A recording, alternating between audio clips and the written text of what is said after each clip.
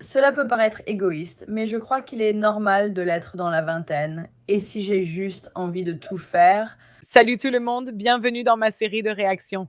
Donc, chez les femmes de la génération Z, on constate une augmentation du nombre de femmes qui n'ont jamais eu de petite amie, et ce, à un âge de plus en plus avancé. Et aujourd'hui, nous allons entendre une femme qui affirme avoir 25 ans et n'avoir jamais eu de petite amie, et elle va nous expliquer pourquoi. Alors, allons-y. j'aurai 25 ans la semaine prochaine et je n'ai jamais eu de petite amie. Avec la parution de cet article dans British Vogue, j'ai beaucoup à dire. Souvent quand je dis cela, L'article de British Vogue demande avoir un petit ami, est-ce embarrassant? On va donc la rejoindre. C'est une fille moyenne, donc pas une supérieure moyenne. Je la mettrais plutôt en bas, je dirais une vraie moyenne, jeune moyenne, avec des créoles comme elle. Son maquillage prononcé ne donne pas l'impression qu'elle n'est pas volage. Voyons comment elle l'explique. et je comprends. Je pense que ce sont généralement des situations à long terme et les femmes n'ont pas autant besoin d'attention parce qu'on reçoit la validation des réseaux sociaux, donc on n'a pas autant besoin de celle d'un seul homme. On me dit souvent, comment ça se fait que personne ne soit jamais sorti avec toi? C'est tellement triste, c'est nul. Je parie qu'elle blâmera les hommes en disant « Je n'ai pas envie de sortir avec eux ». C'est assez vrai. Je suis sûre qu'il y a plein d'hommes qu'elle refuse. Cependant, ça ne change rien au fait que les hommes qu'elle veut ne la choisissent pas. Tout repose sur l'autonomie et le choix. Par exemple, je pourrais avoir un petit ami si je le voulais. Je n'essaye pas d'être Non, c'est vrai. À 25 ans, tu vois, sors avec des hommes plus âgés et moins beaux, ils accepteront. prétentieuse. Mais comme je l'ai dit, j'ai déjà dit non à plusieurs hommes dans ma vie, ce qui ne veut pas dire que je n'en veux pas un.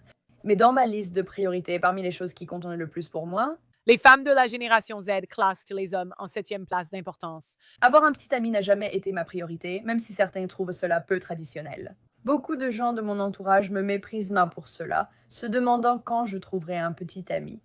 Quand est-ce qu'elle va se poser? Pour moi, Genre, à 35 ans, je veux dire, c'est à cet âge-là que toutes les femmes le font. ça a toujours été comme ça. J'ai le pouvoir de faire tout ce que je veux et renoncer à cette liberté, ça me fait peur.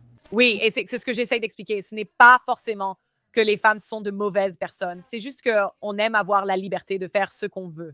Parce qu'en tant que personne, on a envie de ne pas être contrôlé. Les gens n'aiment pas vivre sous pression constante. Je ne dis pas que les hommes agissent toujours ainsi, mais c'est souvent perçu ainsi, non? Et quand on se marie avec quelqu'un, il y a un certain niveau de liberté que les deux parties abandonnent généralement. Bref, pour faire court, donc maintenant, elle va vouloir rester célibataire, profiter de sa jeunesse pour elle-même et aller à toutes les fêtes gratuites, tous les événements gratuits. Parce qu'elle a un certain niveau d'attirance, elle va pouvoir accéder à beaucoup d'endroits auxquels elle devrait renoncer si elle avait un petit ami. Si c'est la bonne personne et la bonne relation, tu n'auras pas à y renoncer. Il y a beaucoup de liberté, mais aussi des compromis et des choses à abandonner. Je ne peux pas tout quitter ni partir du pays. C'est aussi une question de temps. Et si elle veut voyager ou passer un week-end avec ses amis, oui, les relations demandent qu'on passe un certain temps ensemble chaque semaine. Je ne peux plus agir sur un coup de tête si je dois penser à quelqu'un d'autre. Et ça peut sembler égoïste, mais je pense aussi que c'est normal d'être un peu égoïste quand on est jeune, dans la vingtaine. Et si j'ai envie de pouvoir faire tout ce que je veux faire, Dieu m'en garde. Je ne pense pas que ce soit nul de n'avoir jamais eu de petit ami. Et tu sais quoi, en fait, ça ne me pose aucun problème tant que tu peux te le permettre. Mais en général, il y a notre indépendance, c'est quelqu'un d'autre qui doit la payer et c'est souvent un pigeon. La famille, la friendzone, quelqu'un d'autre paye pour cette indépendance. Parce que la plupart des femmes, elles ne sont pas indépendantes. Je pense que j'ai rencontré peut-être une ou deux femmes qui ne dépendent pas des hommes dans leur vie. Parfois, on m'a dit dans les commentaires, qu'est-ce que tu en sais? Tu n'as jamais été en couple, chérie? Ne me prends pas de haut parce que je n'ai jamais été en couple. Tu sais combien d'amitiés j'ai depuis l'âge de 2 ans? Oui, mais c'est différent.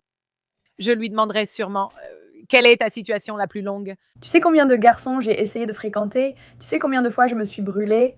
Genre, j'en sais beaucoup et je pense que Je me suis fait larguer après avoir été emballée, a-t-elle dit. Les filles qui sont des cis se font ghoster le plus fort. Je n'écris pas les règles du jeu. Je fais juste que te dire ce qu'elles sont.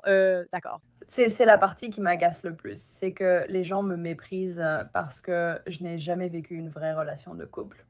Cela ne signifie pas que j'ignore les signaux à surveiller, ni que je manque de maturité ou d'expérience. Si tu es comme moi et n'as jamais trouvé l'amour, sache que je suis aussi une grande romantique. Ce n'est pas parce que je ne l'ai pas trouvé que je n'en ai pas envie. Et généralement, ce qui se passe, c'est que les grandes romantiques regardent trop de films Disney, par exemple.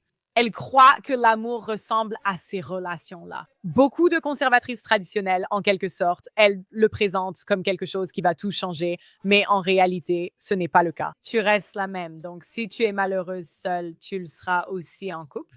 Si tu es une personne heureuse en étant célibataire, tu seras heureuse en couple. Si c'est la bonne personne. Je dois juste être prête pour ça. C'est ce sur quoi je travaille en thérapie. Avez-vous remarqué que les femmes de la génération Z repoussent cela de plus en plus? Si oui, dites-le en commentaire. Oui, il y a une forte stigmatisation, du style « Tu n'as jamais eu de petite amie, qu'est-ce qui ne va pas chez toi ?» Je crois que la stigmatisation disparaît. Je veux dire, je pense que chaque année, enfin, je n'ai pas eu l'impression d'avoir mûri en tant que personne avant le milieu ou la fin de la vingtaine. Je pense que beaucoup de décisions dans ma vie ont été retardées. Et je pense que pour la génération Z, ce sera encore plus tard. Vous voyez, la génération Z. Ils ne quittent pas la maison de leurs parents. Ils n'entrent pas dans de vraies relations. Ils n'achètent pas de maison. Les millénials non plus. Mais je dirais les jeunes millénials et la génération Z. Je suis à 2 mois de la génération Z.